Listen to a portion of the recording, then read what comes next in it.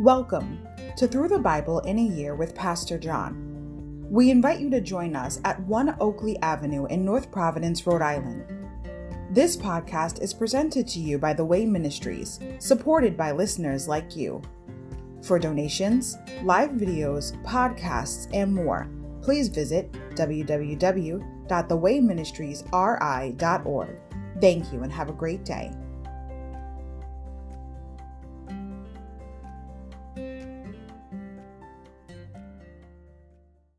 Hi everybody, welcome to Through the Bible in a Year with Pastor John. So glad you could join me today to get a portion of God's Word. Today we're going to begin with day 72, March 12th, Judges chapter 17 to 21. Two examples of national degradation. Overview. The closing chapters of Judges provide graphic snapshots of the spiritual and moral degeneration of a nation in which the people did whatever seemed right in their own eyes. Chapter 17 verse 6 and chapter 21 verse 25. Chronologically, these events belong with chapter 3, but thematically they form a fitting conclusion to the book. The spiritual decline is illustrated by Micah, who carves his own idols, consecrates his own son as priest, and hires a traveling Levite to minister on his behalf. The tribe of Dan confiscates both the idol and the priest to serve their own interests instead. The story of the Levite and his concubine is a grisly flashback to the scenes of Sodom and Gomorrah. In the ensuing civil war, the tribe of Benjamin is decimated, and efforts to repopulate it amount to rationalized measures of anarchy. Chapter 17, Man-made religion. Chapter 18, idolatrous religion, religious confusion. Chapter 19, violent immorality. Chapters 20 to 21, violent vengeance, moral and civil confusion. Insight. To each his own law. Judges 17, 12 to 13. Micah had his own shrine, his own priestly garments, his own household gods, and his own priest. Chapter 17, verse 12 to 13. All indications of how ignorant of the law Israel had become during the time of the Judges. The picture given in Judges is a nation that had no remembrance of its divine origins. Insight, the ultimate case study. Judges 21 to 25. The war against the Benjamites, including the events leading up to it, is the ultimate example of the theme of Judges, whatever seemed right in their own eyes. Chapter 21 to 25. It describes spiritual, moral, political, and social chaos. Judges chapter 17. Micah's idols. There was a man named Micah who lived in the hill country of Ephraim. One day he said to his mother, "I heard you place a curse on the person who stole 1,100 pieces of silver from you. Well, I have the money. I was the one who took it." "The Lord bless you for admitting it," his mother replied. He returned the money to her, and she said, "I now dedicate these silver coins to the Lord in honor of my son. I will have an image carved and an idol cast." So when he returned the money to his mother, she took 200 silver coins and gave them to a silversmith, who made them into an image and an idol. And these were placed in Micah's house. Micah set up a shrine for the idol, and he made a sacred ephod and some household idols. Then he installed one of his sons as his personal priest. In those days, Israel had no king. All the people did whatever seemed right in their own eyes. One day, a young Levite who had been living in Bethlehem in Judah arrived in that area. He had left Bethlehem in search of another place to live.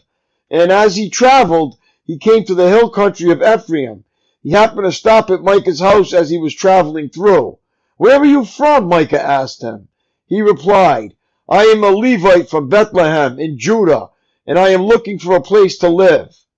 "Stay here with me," Micah said, "and you can be a father and priest to me. I will give you 10 pieces of silver, a year plus, a change of clothes, and your food."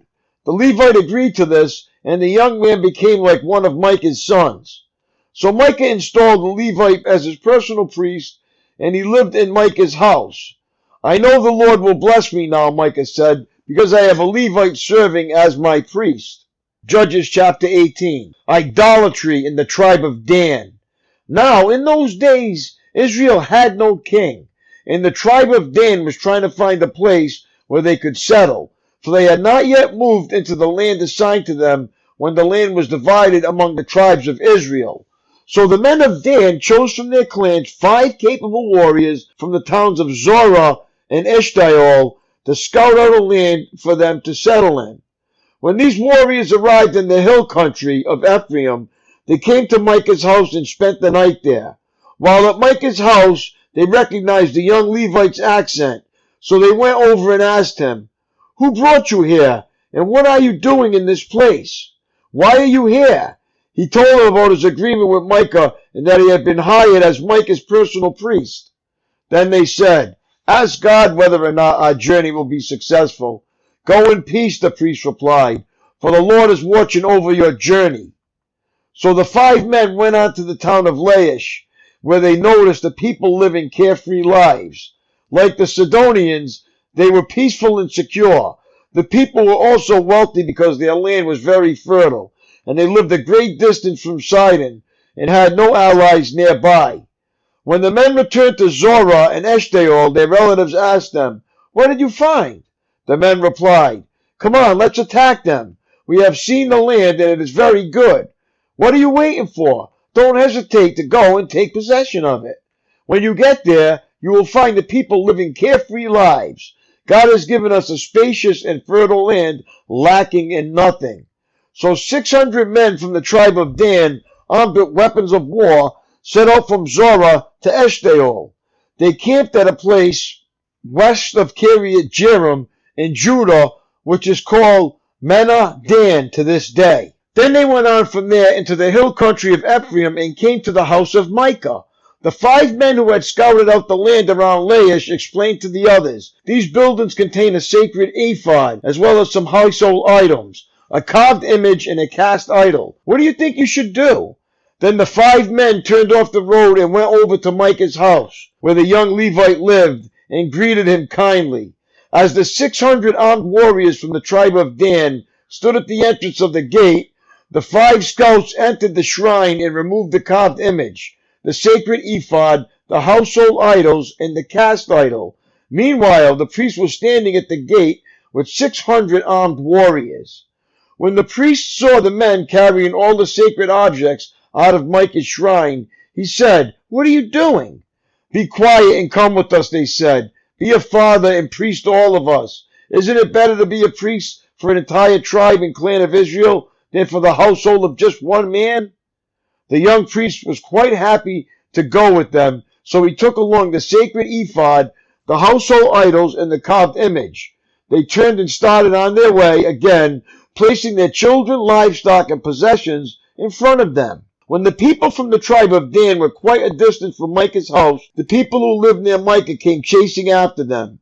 They were shouting as they caught up with them. The men of Dan turned around and said to Micah, "What's the matter? Why have you called these men together and chased after us like this?" "What do you mean, what's the matter?" Micah replied. "You've taken away all the gods I have made, and my priest, and I have nothing left." The men of Dan said, "Watch what you say. There are some short-tempered men around here who might get angry and kill you and your family." So the men of Dan continued on their way. When Micah saw that there were too many of them for him to attack, he turned around and went home. Then with Micah's idols and priests, the men of Dan came to the town of Laish, whose people were peaceful and secure. They attacked with swords and burned the town to the ground. There was no one to rescue the people, for they lived a great distance from Sidon and had no allies nearby. This happened in the valley near Beth Rahab. Then the people of the tribe of Dan rebuilt the town and lived there. They named the town Dan after their ancestor, Israel's son, but it had originally been called Laish. Then they set up a carved image, and they appointed Jonathan, son of Gershom, son of Moses, as their priest. This family continued as priest for the tribe of Dan until the exile. So Micah's carved image was worshipped by the tribe of Dan as long as the tabernacle of God remained at Shiloh. Judges chapter 19. The Levite and his concubine. Now in those days Israel had no king. There was a man from the tribe of Levi living in a remote area of the hill country of Ephraim. One day he brought home a woman from Bethlehem in Judah to be his concubine, but she became angry with him and returned to her father's home in Bethlehem. After about 4 months, her husband set out for Bethlehem to speak personally to her and persuade her to come back. He took with him a servant and a pair of donkeys. When he arrived at her father's house, her father saw him and welcomed him. Her father urged him to stay a while, so he stayed 3 days eating, drinking, and sleeping there. On the 4th day, the man was up early, ready to leave, but the woman's father said to his son-in-law, "Have something to eat before you go." So the 2 men sat down together and had something to eat and drink. Then the woman's father said, "Please stay another night and enjoy yourself." The man got up to leave, but his father-in-law kept urging him to stay, so he finally gave in and stayed the night. On the morning of the 5th day, he was up early again, ready to leave, and again the woman's father said, "Have something to eat, then you can leave later this afternoon." So they had another day of feasting. Later, as the man and his concubine and servant were preparing to leave, his father-in-law said, "Look, it's almost evening. Stay the night and enjoy yourself. Tomorrow you can get up early and be on your way." But this time the man was determined to leave, so he took his 2 saddled donkeys and his concubine and headed in the direction of Jebus, that is Jerusalem. It was late in the day when they neared Jebus, and the man's servant said to him, "Let's stop at this Jebusite town and spend the night here." "No," his master said, "we can't stay in this foreign town where there are no Israelites. Instead, we will go to Gibeah.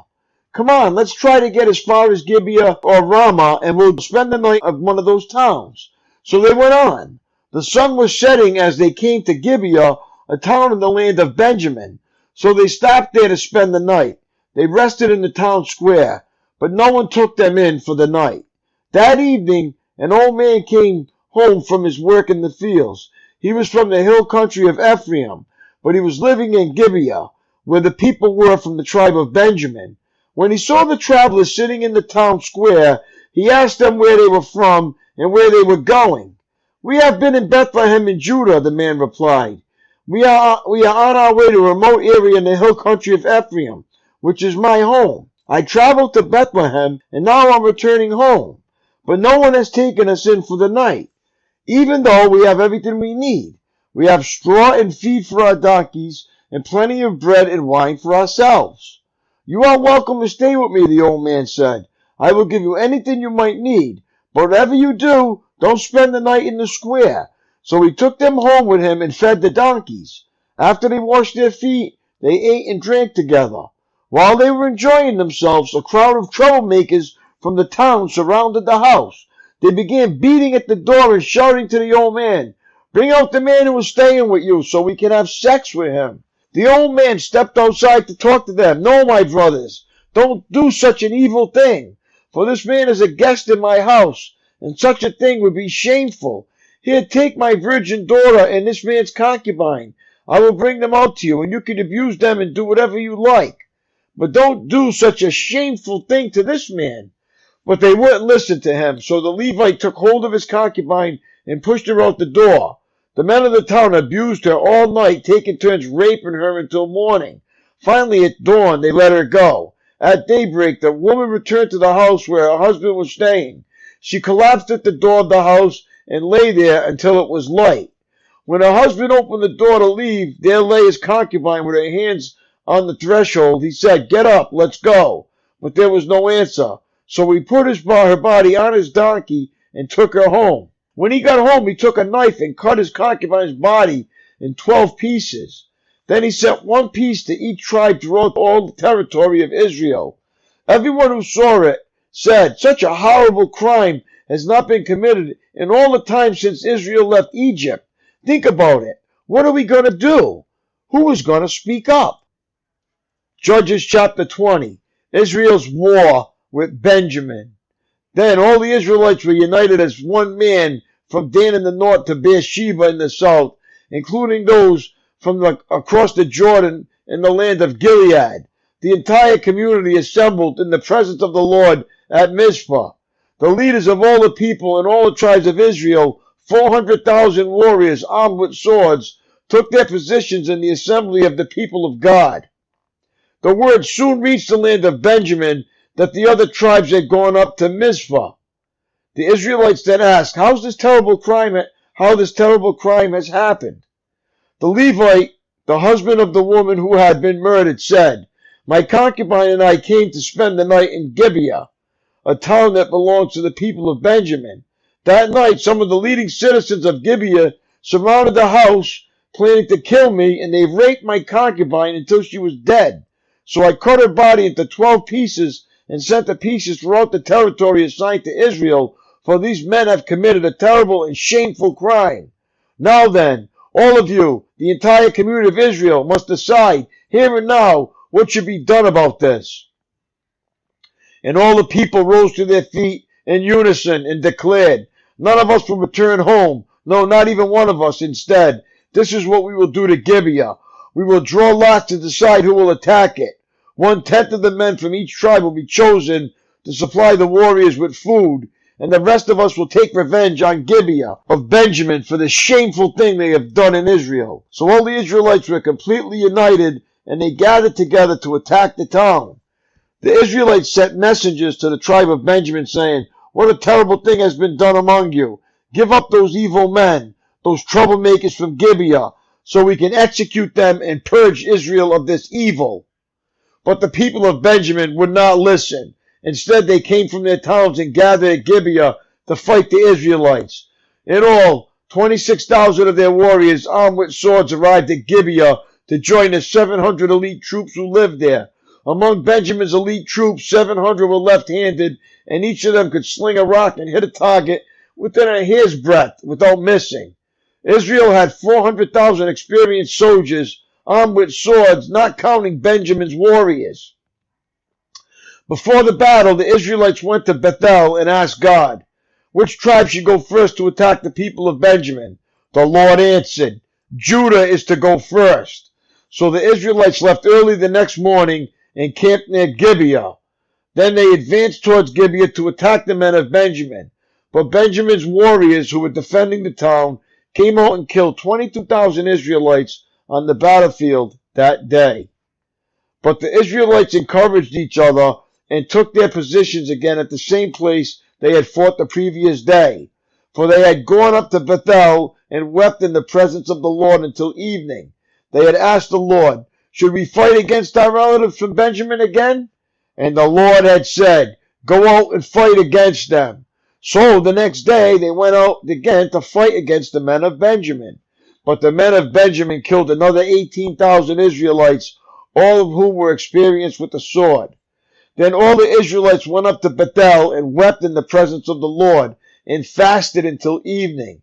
They also brought burnt offerings and peace offerings to the Lord. The Israelites went up seeking direction from the Lord. In those days, the Ark of the Covenant was in Bethel, and Phinehas, son of Eleazar, and grandson of Aaron, was the priest. The Israelites asked the Lord, should we fight against our relatives from Benjamin again, or should we stop? The Lord said, go tomorrow, I will hand them over to you. So the Israelites set an ambush all around Gibeah. They went out on the third day and took their positions at the same place as before. When the men of Benjamin came out to attack, they were drawn away from the town. As they had done before, they began to kill the Israelites. About 30 Israelites died in the open fields and along the roads, one leading to Bethel and the other leading to the back of Gibeah. Then the warriors of Benjamin shouted, we're defeating them as we did before. But the Israelites had planned in advance to run away so that the men of Benjamin would chase them along the roads and be drawn away from the town. When the main group of Israelite warriors reached Baal Tamar, they turned and took up their positions. Meanwhile, the Israelites hiding in ambush to the west of Gibeah jumped up to fight. There were 10,000 elite Israelite troops who advanced against Gibeah. The fighting was so heavy that Benjamin didn't realize the impending disaster. So the Lord helped Israel defeat Benjamin, and that day the Israelites killed 25,100 of Benjamin's warriors, all of whom were experienced swordsmen. Then the men of Benjamin saw that they were beaten. The Israelites had retreated from Benjamin's warriors in order to give those hiding in ambush more room to maneuver against Gibeah. Then those who were hiding rushed in from all sides and killed everyone in the town. They had arranged to send up large cloud of smoke from the town as a signal. When the Israelites saw the smoke, they turned and attacked Benjamin's warriors. By that time, Benjamin's warriors had killed about 30 Israelites, and they shouted, "We're defeating them as we did in the first battle." But when the warriors of Benjamin looked behind them and saw the smoke rising into the sky from every part of the town, the men of Israel turned and attacked. At this point, the men of Benjamin became terrified because they realized disaster was close at hand. So they turned around and fled before the Israelites toward the wilderness. But they couldn't escape the battle, and the people who came out of the nearby towns were also killed. The Israelites surrounded the men of Benjamin and chased them relentlessly, finally overtaking them east of Gibeah. That day, 18,000 of Benjamin's strongest warriors died in battle. The survivors fled into the wilderness toward the rock of Rimmon, but Israel killed 5,000 of them along the road. They continued the chase until they had killed another 2,000 near Gittim. So that day, the tribe of Benjamin lost 25,000 strong warriors armed with swords, leaving only 600 men who escaped to the rock of Rimmon, where they lived for 4 months. And the Israelites returned and slaughtered every living thing in all the towns, the people, the livestock, and everything they found. They also burnt down all the towns they came to. Judges chapter 21. Israel provides wives for Benjamin. The Israelites had vowed at Mizpah, "We will never give our daughters in marriage to a man from the tribe of Benjamin." Now the people went to Bethel and sat in the presence of God until evening, weeping loudly and bitterly. "O Lord, God of Israel," they cried out, "why has this happened in Israel? Now one of our tribes is missing from Israel." Early the next morning, the people built an altar and presented their burnt offerings and peace offerings on it. Then they said, "Who among the tribes of Israel did not join us at Mizpah when we held our assembly in the presence of the Lord?" At that time, they had taken a solemn oath in the Lord's presence, vowing that anyone who refused to come would be put to death. The Israelites felt sorry for their brother Benjamin and said, "Today one of the tribes of Israel has been cut off. How can we find wives for the few who remain, since we have sworn by the Lord not to give them our daughters in marriage?" So they asked, "Who among the tribes of Israel did not join us at Mizpah when we assembled in the presence of the Lord?" And they discovered that no one from Jabesh Gilead had attended the assembly, for after they counted all the people, no one from Jabesh Gilead was present. So the assembly sent 12,000 of their best warriors to Jabesh Gilead with orders to kill everyone there, including women and children. "This is what you are to do," they said. "Completely destroy all the males and every woman who is not a virgin." Among the residents of Jabesh Gilead, they found 400 young virgins who had never slept with a man, and they brought them to the camp of Shiloh in the land of Canaan. The Israelite assembly sent a peace delegation to the remaining people of Benjamin who were living at the rock of Rimmon. Then the men of Benjamin returned to their homes, and the 400 women of Jabesh Gilead who had been spared were given to them as wives.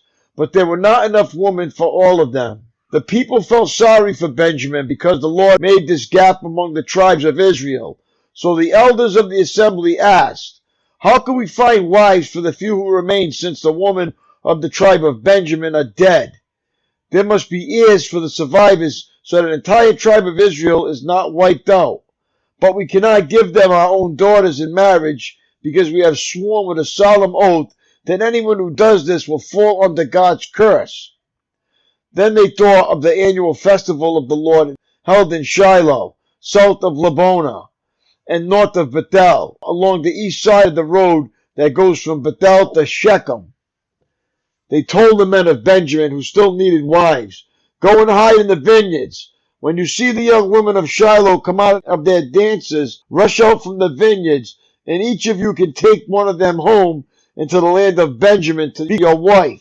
And when their fathers and brothers come to us in protest, we will tell them, 'Please be sympathetic. Let them have your daughters, for we didn't find wives for all of them when we destroyed Jabesh Gilead. And you are not guilty of breaking the vow, since you did not actually give your daughters to them in marriage. So the men of Benjamin did as they were told. Each man caught one of the women as she danced in the celebration and carried her off to be his wife. They returned to their own land, and they rebuilt their towns and lived in them. Then the people of Israel departed by tribes and families, and they returned to their own homes. In those days, Israel had no king. All the people did whatever seemed right in their own eyes. My daily walk. Is it possible that one of the reasons the forces of evil and wickedness are so successful is that the children of God are simply naive? When you read chapters in the Bible like Judges 17 to 21, your immediate reaction may be, that couldn't happen here. No one wants to believe the veneer of civilization is really that thin and fragile. But when you are aware of what's going on in the world around you, you can see that veneer for what it is. Check up on your own IQ, information quotient. Do you know what the crime rate is in your area? What the percent of your community is unchurched? How many babies were aborted last year? How widespread are divorce, child abuse, homosexuality, and substance abuse? If you don't know, a local social service agency can tell you.